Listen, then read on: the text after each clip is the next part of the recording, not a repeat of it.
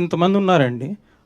మన నరేష్ ఉన్నారు, రావు రమేష్ ఉన్నారు, శ్రీకాంత్ ఉన్నాడు, శివాజీ ఉన్నాడు, నందు ఉన్నాడు, చాలామంది ఉన్నారు. మీ గురువుగారు మరి అట్లానే తెలుగు వాళ్ళందరినీ పెట్టి నార్త్లో కూడా పెద్ద హిట్ కొట్టారు.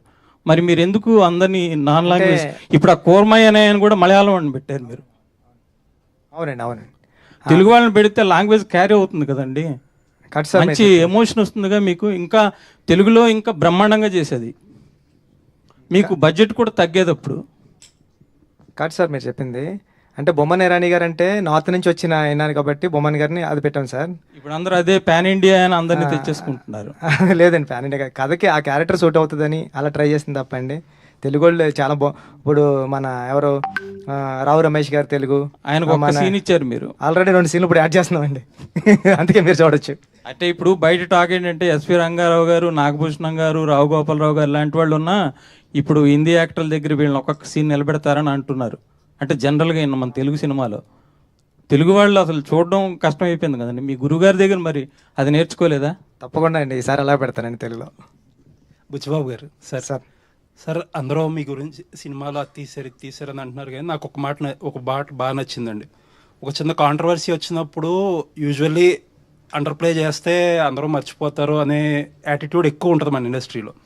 బట్ మీరు ఓన్ చేసుకుని దానికి అపాలజీ చెప్పారు కదా, అది నిజంగా చాలా బాగా నచ్చిందండి.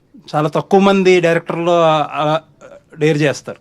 Thank you sir. పైగా ఇష్యూ కూడా అలాంటిది. నాకైతే ఆ ఒక్కటే నచ్చలేదు సార్. Thank you sir. కారణం ఏంటంటే ఒక పాత్ర ఒకలాగా ప్రవర్తిస్తుంది అనేది అది దర్శకుడు ఊహ, ఆ ఊహతో చేసింది. అంటే ఇక్కడ ఇంగ్లీషు మాట్లాడగలిగినోడు గొప్పోడు, పిహెచ్డీలు పట్టభద్రులు వాళ్ళు ఆలోచన విధానమే సరైంది అన్నది ఎక్కువైపోవడం వల్ల ఎవరైతే సోషల్ మీడియాలో వోకల్గా ఉన్నారో, ఎవరైతే మాట్లాడి పదాలు గుమ్మనించి చేస్తున్నారో వాళ్ళ అభిప్రాయం రుద్దబడి ప్రభావితం అవడం తప్ప, ఒక దర్శకుడికి ఒక పాత్ర ఇలా ప్రవర్తిస్తుంది అనే స్వేచ్ఛ కూడా ఇవ్వకపోతే మనం సృజనాత్మకతకి ఏం చేసినట్టు?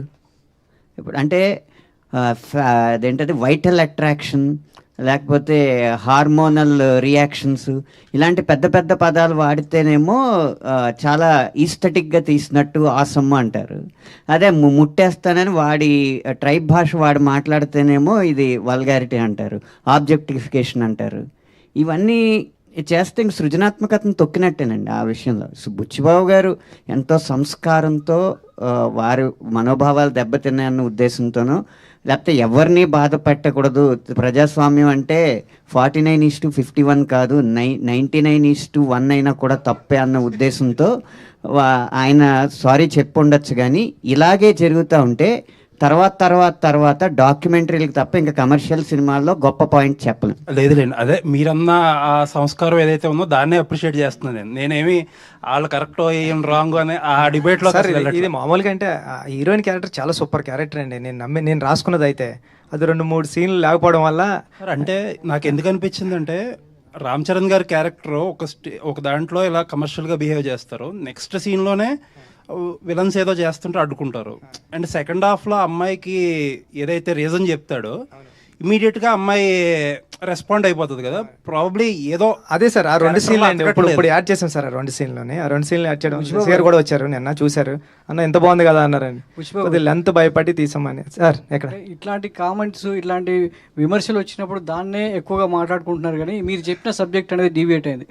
క్రీడాకారుల కోసం తీసింది, దేశం క్రీడాకారులను ప్రోత్సహించాలి, ఒకప్పుడు ఇలా ఉండేది ఇప్పుడు మారింది అనే సబ్జెక్టు డైవర్ట్ అయిపోవడం ఒక దర్శకుడిగా మీకు ఎలాంటి ఫీల్ కలిగించింది? లోటు గురయ్యారు సార్ అంటే డైవర్ట్ అవుతున్నప్పుడు? సార్ అది మీరు అన్నట్టు అనంత్ శ్రీరామ్ గారు అన్నట్టు ఓన్లీ ఒక 5% 4% పీపుల్ మాట్లాడారు అంతే అండి. ఏదైతే మాట్లాడకూడదు ఆ పాయింట్ గురించి మాట్లాడారు అంతే తప్పండి.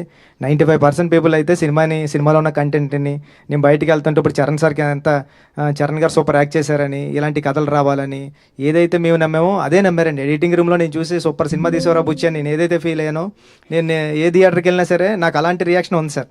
చిన్నదే ఇంకెక్కడన్నా ఉంటుందండి. ఒక పెళ్లి జరిగేటప్పుడు కూడా, పెళ్లిలో కూడా అదేదో బాగాలేదంటాడండి ఆవిడ వచ్చి. ఆ చిన్నవి ఉంటాయండి, దాన్ని పట్టించుకుని ముందుకెళ్ళడం మనిషి. పెద్దగాడి క్యారెక్టర్ సార్ నాది. పడిపోయినా సరే విలన్స్ ఉండరండి ఆడికి, వెనకాలకి వెళ్ళి చూడ్డు. విషయం చెప్పట్లేదు. నిన్న టీ తాగడానికి వెళ్ళినప్పుడు భర్తలతో సహా వచ్చిన కొంతమంది మహిళలు ఆయనతో ఏమన్నారు తెలుసా, మీరెందుకు సార్ సారీ చెప్పారు, మాకేం అంత ఇబ్బంది అనిపించలేదు, మిగతా సినిమాలు అన్నిటికంటే కూడా చాలా పద్ధతిగానే ఉంది, మీరు అంత ఎందుకు స్పందించారు, అంత సారీ ఎందుకు చెప్పారు అని అడిగారండి మహిళలు. శశి గారు, సార్ శశి గారు, ఈ సినిమా అంటే ఆంధ్రాలో చూసుకుంటే కనుక చాలా ఎక్సెప్షనల్ రెవెన్యూస్, అంటే ఊహించిన దానికన్నా ఎక్కువ చేసింది. బట్ నైజాం పరిస్థితి ఏంటి సార్, నైజాం ఎలా ఉంది, ఎంతవరకు అనుకుంటున్నారు? మీరు ఊహించిన దానికన్నా ఉందా, రీచ్ అయిందా, ఇంకా ఎక్కువ ఉందా?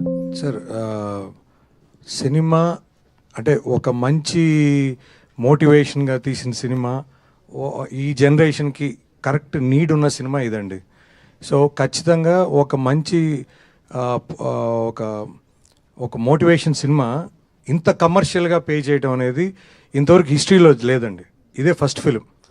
కానీ మనం అందరం ఏంటంటే మేజర్గా అంత ఈ రోజుల్లో మీరు చూస్తే మొన్న కూడా వీడియోల్లో ఇన్స్టాలో చూపిస్తూ ఉన్నారు, ఒక పిల్లోడు పైనుంచి దూకేస్తున్నాడు, ఇంకోరు వచ్చి, అంటే ఆ వీడియోస్ అంతా చూస్తే భయంగా ఉంటుంది. కానీ ఈ సినిమా ఏం చెప్పింది మెసేజ్, ఒరే నీకు లైఫ్లో కష్టం అనేది కంపల్సరీ వస్తుంది, దాన్ని నువ్వు ఎంత మెలకుగా దాన్ని ఓవర్కమ్ చేస్తావు అనేది జీవితం. ఇప్పుడు అందులో ఈ సినిమా ఏంటి, ఈ రోజుల్లో సెల్ఫిష్ తప్ప ఎవరు పక్క ఊరు గురించి పట్టించుకోవటం లేదు, పక్కింటోడి గురించి పట్టించుకోని రోజులు ఇవి. కానీ ఈ సినిమా ఏం చెప్పారు, ఒక ఊరి కోసం అతను నా ప్రేమించిన అమ్మాయిని వదిలేశాడు, అంటే ఆ ఊరి కోసం, అంటే కాలు తీసుకోవటం అనేది అది చిన్న విషయం కాదు సార్, అది ఎవరు చేయలేరు. అందులో ఒక రామ్ చరణ్ లాంటి వ్యక్తి ఈ స్టోరీ ఒప్పుకోవటం, ఎందుకు ఒప్పుకున్నాడు అంటే కూడా దీనివల్ల ఆ మెసేజ్ ఈ జనరేషన్కి వెళ్ళాలి, అది ఆయన చేస్తేనే, ఆయన చెప్తేనే జనాలకు వెళ్తుంది, అది ఈ సినిమా మోటివేషన్ అండి. సో ఖచ్చితంగా ఒక కమర్షియల్గా ఒక హీరో అంటే అన్ని రకాల కమర్షియల్ అనేది, ఇది కమర్షియల్ పెడుతూ ఒక మంచి సినిమా ఇది. సో ఖచ్చితంగా నేను ఫస్ట్లో చెప్పినట్టు సార్, ఈ సినిమా ఏదో మండేకి పడిపోయో లేకపోతే ట్యూస్డేకో ప్యాకప్ అయిపోయే సినిమా కాదు ఇది. సో ఖచ్చితంగా ఫ్యామిలీసు సార్, ఈ రోజుల్లో ఎవరు కూడా డిప్రెషన్ ఉన్నారని పిల్లలు పోయి మదర్ ఫాదర్తో షేర్ చేయటంలే. సో అందువల్ల ఈ అనర్థాలు అనేవి జరుగుతున్నాయి. కానీ ఈ ఖచ్చితంగా ప్రతి పేరెంట్, బిడ్డున్న ప్రతి తల్లిదండ్రులు ఈ సినిమా తీసుకుపోయి పిల్లల్ని తీసుకుపోయి చూపిస్తే ఈ cinema will be a big answer to every, అంటే ప్రతి ఒక్కరికి ఒక సొల్యూషన్ చూపించినట్టు పిల్లలకి. ఓ తల్లిదండ్రులు చెప్పలేంది ఈ సినిమా చెప్పొద్దు అనేది నా ఒపీనియన్ సార్.